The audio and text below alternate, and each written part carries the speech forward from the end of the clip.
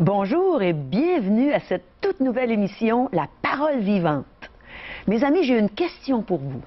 Pourquoi pensez-vous qu'on appelle cette émission La Parole vivante? On vous revient tout de suite.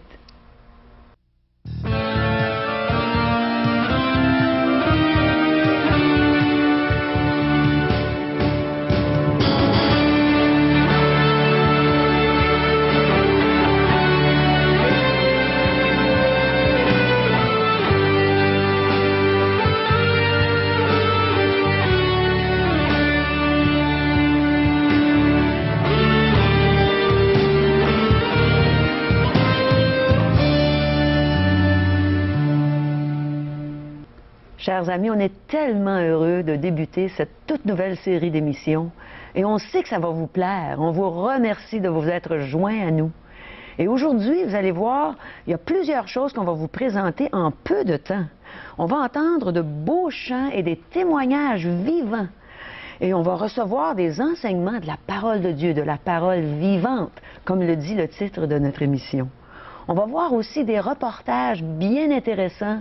D'une semaine à l'autre, vous allez voir des reportages qui vont vraiment toucher vos cœurs, je suis certaine de ça. Et on va être témoins de plusieurs événements spéciaux qui se passent ici au Québec. Et premièrement, j'aimerais vous donner aussi nos coordonnées, parce qu'on veut que vous nous rejoigniez, on veut entendre vos commentaires, vos questions. Alors, vous pouvez nous rejoindre par téléphone au 877 l'Espoir, c'est-à-dire 1-877-537-7647, ou par notre site web, qui est le www.espoir.ca. Et je suis tellement heureuse de ne pas être seule pour faire ces émissions. J'aimerais vous présenter mon coéquipier. C'est le pasteur évangéliste Régent Joly. C'est un bon ami à moi. Et Régent, tu as quelque chose à nous offrir, je pense.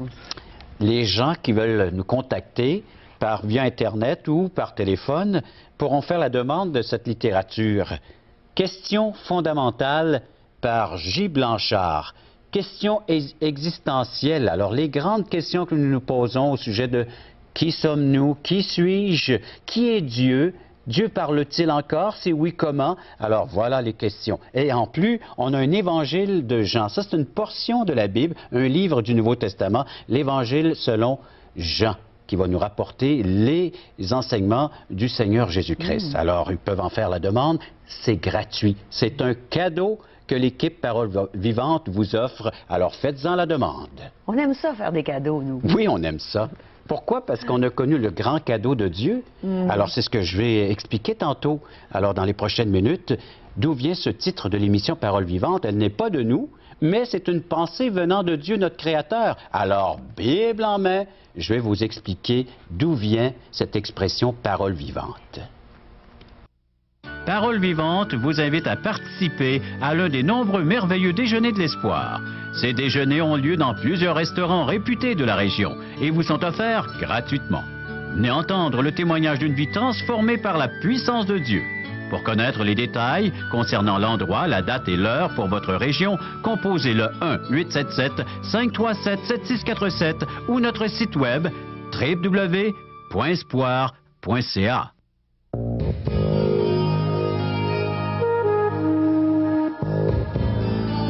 On est déjà de retour.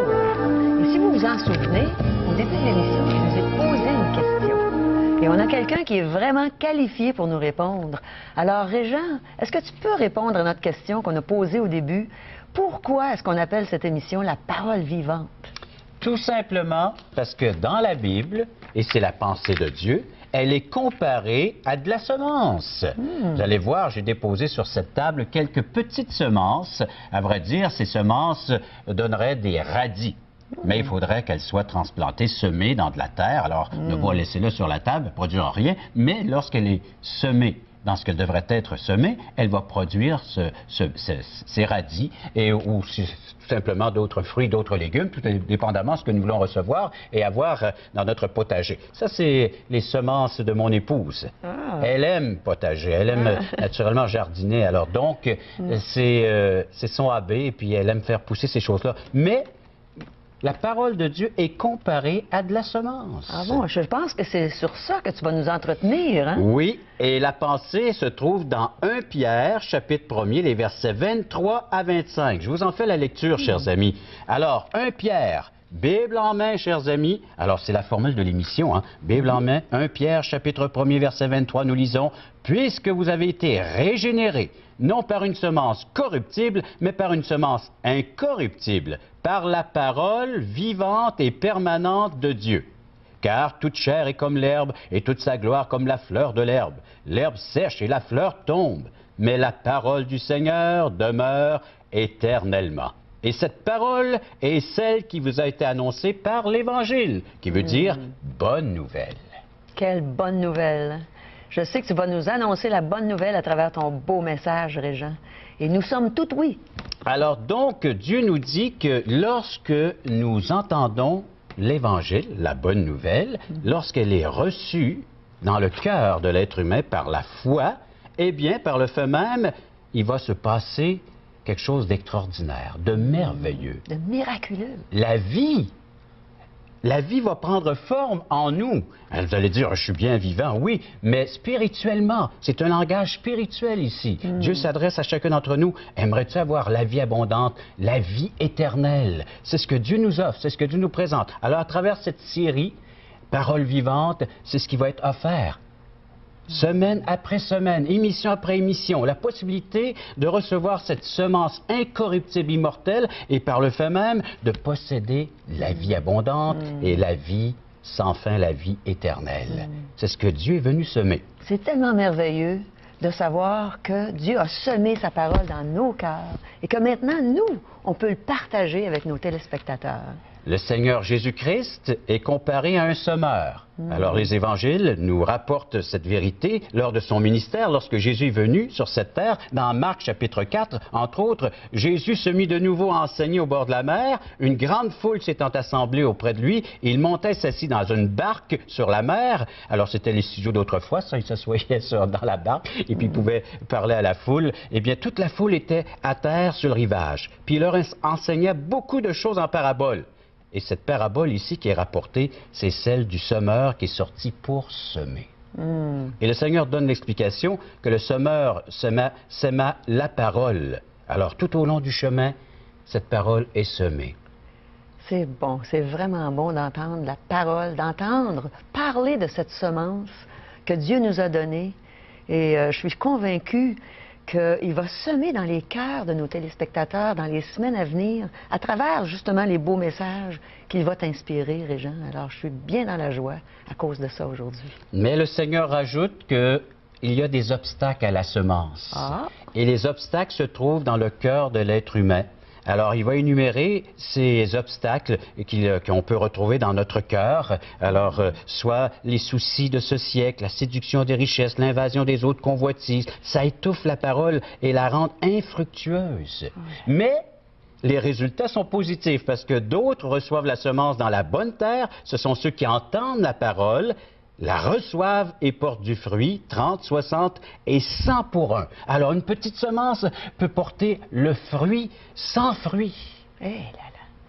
C'est miraculeux, c'est extraordinaire ce que la semence peut faire dans un cœur, ce qu'elle a fait dans nos cœurs. Et comme tu disais précédemment, dans Philippiens, chapitre 4, c'est l'apôtre Paul qui parle ici. Alors, plutôt au chapitre 2, nous lisons au verset 15 et 16, « Afin que vous soyez irréprochables et purs, des enfants de Dieu. » Quelle assurance, quelle certitude! Dieu veut que nous sachions que nous sommes devenus des enfants de Dieu en recevant, en accueillant favorablement cette semence incorruptible, immortelle qui est la parole. Alors, irrépréhensible au milieu d'une génération perverse et corrompue, parmi laquelle vous brillez comme des flambeaux dans le monde, portant la parole de vie. C'est extraordinaire. Ça me fait penser à l'Évangile de Jean, où il est écrit qu'à tous ceux qui ont reçu la parole, qui est Jésus, elle a donné le pouvoir de devenir enfants de Dieu, lesquels sont nés non de la puissance de l'humain, mais de l'Esprit de Dieu Alors, lui-même. ce n'est pas une capacité que nous retrouvons en nous-mêmes ou à l'extérieur, dans notre entourage, dans notre société, mais bel et bien une semence qui vient d'en haut du ciel. Le Seigneur est sorti de son ciel, il est venu semer ce message, et à ceux qui reçoivent cette parole, à leur tour, ils deviennent des messagers, des porte-paroles, des porteurs de la semence. Alors donc, c'est ce que nous faisons présentement, Caro. Nous allons porter cette bonne nouvelle, cette semence qui peut apporter la vie aux téléspectateurs, à ceux qui écoutent d'une façon attentive et qui la reçoivent par la foi. Il y aura beaucoup d'enfants de Dieu suite à tout ça. Tu aimerais certainement savoir le fruit, le résultat que cette semence peut apporter à une vie. C'est dans Galates chapitre 5 et le verset 22. Alors, l'apôtre Paul ici compare les œuvres de la chair, elles nous sont bien décrites. Alors, c'est la débauche, l'impureté, dérèglement, idolâtrie, magie, rivalité, querelle, jalousie, dispute, division, secte, envie, ivrognerie, les excès de table, toutes les choses semblables. Mais, le fruit de l'esprit, Galates 5, 22, c'est l'amour, la joie, la paix, la patience, la bonté, la bienveillance, la foi, la douceur et la maîtrise de soi. La vie remplie de plénitude. Les attributs de Jésus en nous, C'est grâce à cette cette vie belle semence. qui va commencer à prendre forme, Caro, en nous. Lorsque cette parole est lue et reçue par la foi, elle va opérer en nous des grands changements dans notre caractère. Nous allons devenir de plus en plus semblables à l'image de Dieu, à l'image de ce Jésus-Christ. La vie qui vaut la peine d'être vécue sur terre. Ça vaut la peine de la recevoir et d'y investir notre temps. Alors, quelques minutes par jour, à lire, à méditer cette parole, voilà ce qu'elle peut nous apporter. Tous les gens sont à la recherche. Qui n'est pas à la recherche du véritable amour? La joie, la paix. Le faire du bien, la foi, la douceur, maîtrise de soi. On aimerait bien se contrôler dans certaines situations dans la vie, hein?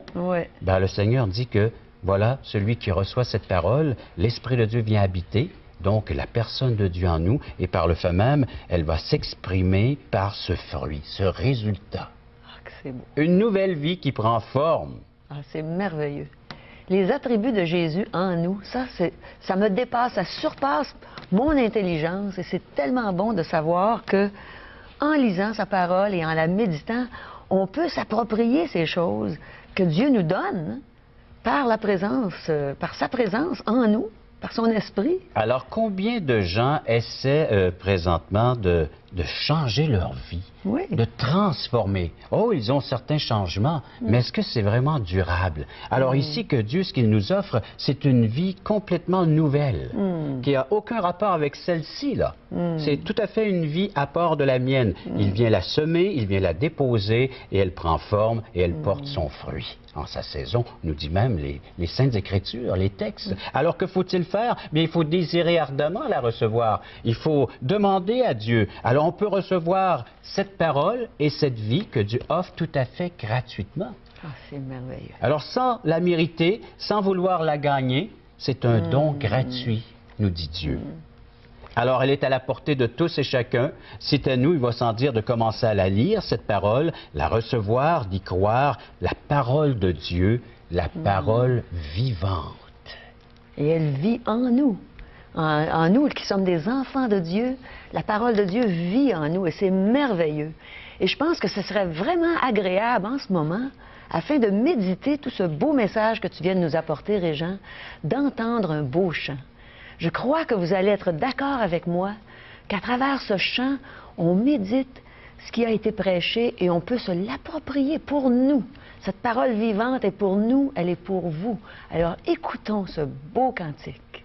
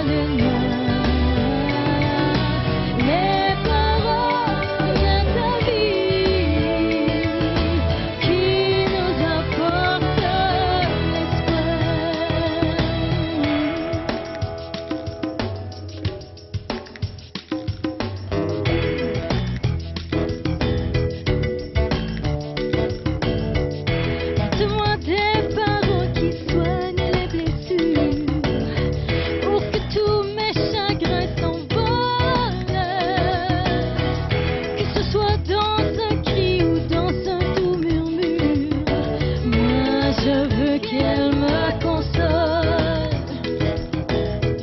Qu'on soit de Sibérie ou du cœur de l'Afrique, on en a besoin pour survivre. Qu'elle soit en grec, en russe ou en langue hébraïque, elle nous prenne et nous délivre. Les paroles de ta vie qui nous guident dans le monde. Les paroles de ta vie qui nous apportent l'espoir. Oh, les paroles de ta vie qui nous guident dans le monde. Les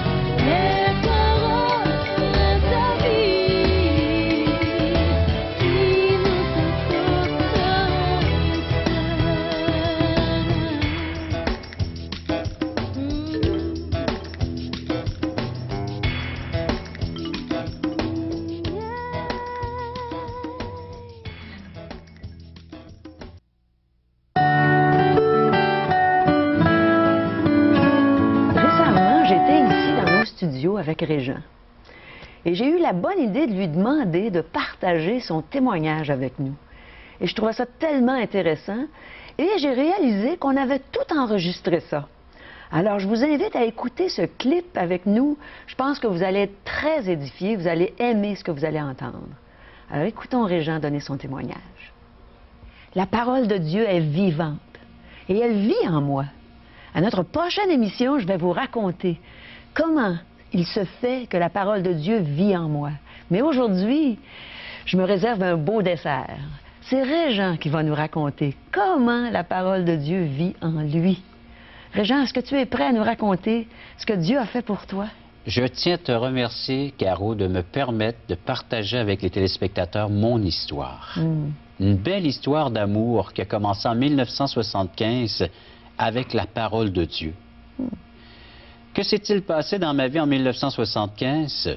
On m'a remis en cadeau un livre, une Bible, et on m'a dit, lis ce livre, tu vas y trouver le bonheur.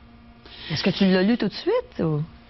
Oui, pratiquement tout de suite. D'habitude, on la met sur une tablette et puis on la repose là pour un instant, mais non, moi, j'avais un désir de lire, pas seulement la parole de Dieu, mais je lisais plusieurs livres en rapport avec l'éternité.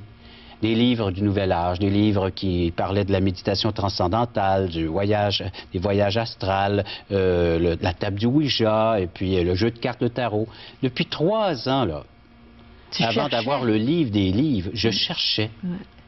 Je cherchais depuis plusieurs années. À l'âge de 12 ans, à vrai dire, je me suis posé la question, qui suis-je?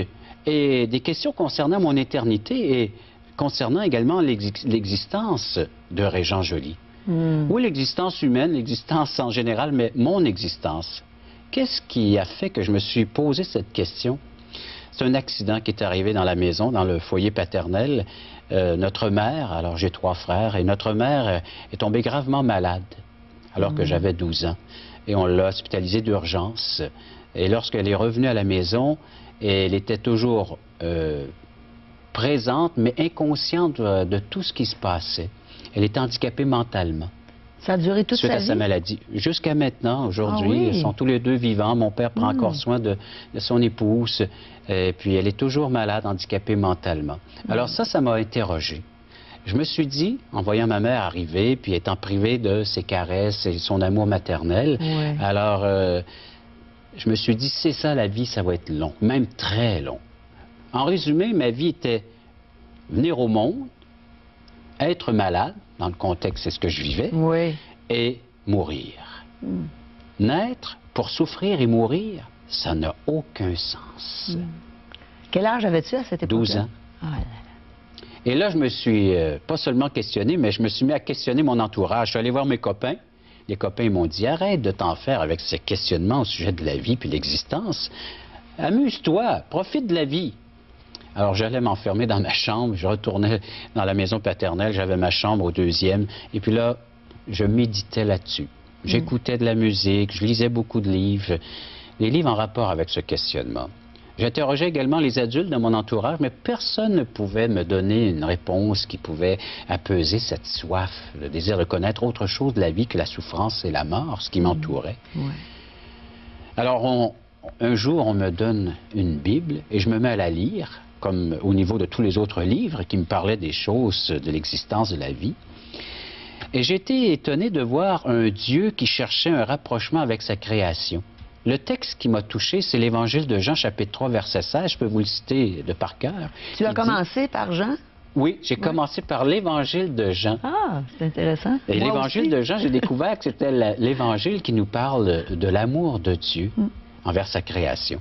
Et Jean 3,16 précise, car Dieu a tant aimé le monde qu'il a donné son Fils unique afin que quiconque croit en lui ne périsse point, mais qu'il ait la vie éternelle. Je trouvais que la Bible me parlait avec assurance des choses concernant l'éternité. Ouais. Des fois, on dit, personne n'est venu nous dire ce qu'il y a après la mort. Mais maintenant, je peux vous dire que c'est faux, ce genre de raisonnement. Quelqu'un est venu nous le dire. Et le quelqu'un, c'est nul autre que Jésus. Jésus est venu de l'au-delà, il est venu de l'éternité, il est venu ici-bas sur cette terre, il a pris une forme semblable à la nôtre, une forme humaine, et puis il nous a dit comment nous préparer pour notre éternité. Ouais. Et comment ça va se passer de l'autre côté, lorsqu'on va rencontrer notre grand Dieu. Et ne pas attendre ce moment, moment crucial. Et Alors, tu as tout compris ça à ce moment-là? oui. Ah, Oui, c'est à ce merveilleux. moment-là, et même dans une nuit, je devrais dire, une nuit unique. D'habitude, on a des nuits blanches, mais cette nuit-là, en juin 1975, c'était une nuit de ténèbres. C'était la noirceur. J'ai découvert l'être que j'étais en rapport avec Dieu, un être pécheur. Pas seulement pécheur, un être perdu, c'est-à-dire séparé de Dieu à cause de mon péché, que j'avais offensé Dieu. J'ai confessé mon péché, qu'il y avait des noms. Pour une des rares fois, je pouvais appeler mon péché par leur nom, c'est-à-dire l'égoïsme, également l'indifférence à son amour, à sa manifestation d'amour envers sa création, dont j'en suis. Et puis, j'ai confessé ce péché sous ces formes qui étaient là dans ma vie. Et j'ai dit, pardonne-moi. Et Dieu t'a convaincu de tout ça par sa parole, par la Par sa lecture. parole, par ce verset entre autres. Parce que le verset dit, car Dieu a tant aimé qu'il a donné son Fils afin que quiconque croit en lui ne périsse point. J'étais sur une voie, un chemin de perdition. Et c'est ça, la perdition, c'est d'être séparé d'avec Dieu. Ouais. Alors, il a fallu que je rebrousse mon chemin, que je m'en détourne de ce chemin où je m'étais enlisé, et puis de prendre ce chemin, cette route que le Seigneur m'offrait, de le suivre, de marcher avec lui. Ah là. Et c'est la décision que j'ai prise cette nuit même, d'accepter Jésus comme mon sauveur, que c'est lui qui avait tout payé la dette de mon péché. Il y a un texte qui nous dit dans Romains chapitre 6, verset 23, « Le salaire du péché, c'est la mort. Ouais. Christ est mort à cause de mes péchés. Le salaire du péché, c'est la mort. Christ a payé ma dette. Mais le don gratuit de Dieu, c'est la vie éternelle en Jésus-Christ, notre Seigneur, et j'ai reçu ce don gratuit. » Cette nuit-là. Oui. C'est Et là, c'est merveilleux. devenu vivant en moi, ça a pris forme en moi. Il est venu habiter par son esprit, il m'a affirmé que j'étais devenu son enfant ce soir-là, que je pouvais bénéficier des soins d'un père, un bon père, Père céleste, qui a un cœur d'une mère aussi, soit dit en passant.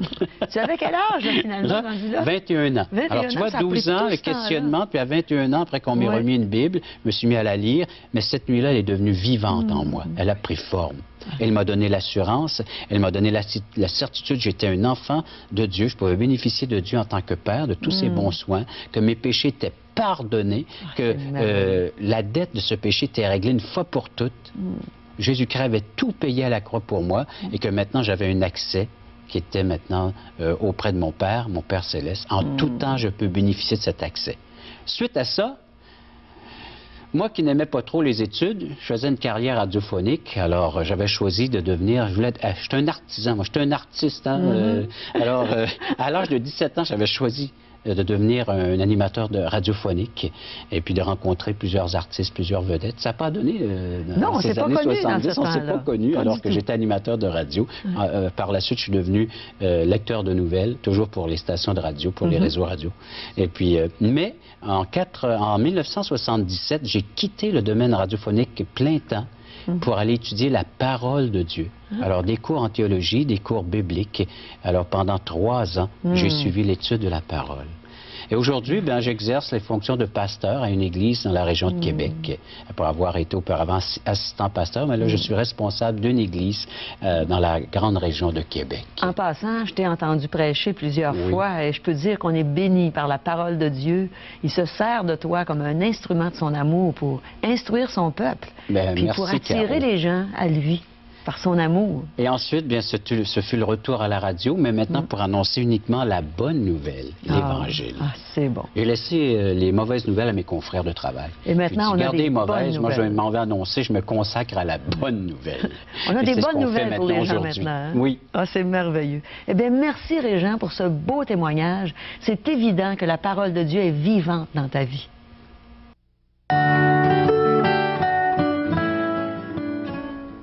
Je trouve ça tellement intéressant d'entendre un témoignage comme celui qu'on vient d'entendre, celui de Régent. Et vous savez, vous pouvez entendre de tels témoignages. Vous avez juste à vous joindre à nous dans des déjeuners de l'espoir. Un déjeuner de l'espoir, ça se passe dans un restaurant. C'est à 9 h le samedi matin. Et on déjeune gratuitement et on entend un témoignage après. Alors, je vais vous donner deux dates. Une date, c'est-à-dire, mais deux endroits où vous pouvez aller à des déjeuners, assister vous-même à un déjeuner de l'espoir. Alors, le 23 avril, à 9 h, au restaurant Le Normandin, au 50-21 boulevard du Jardin à Orsainville. Et la même date, à 9 h, au restaurant Pizza Royale, 780 rue Commerciale à Saint-Jean-Chrysostome. Il faut que vous alliez dans un déjeuner de l'espoir, vous allez aimer ça.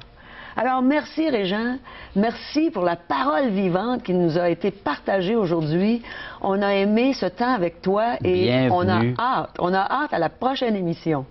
Alors, joignez-vous à nous, merci d'être parmi nous, on vous aime et on vous souhaite une belle journée. Bye bye.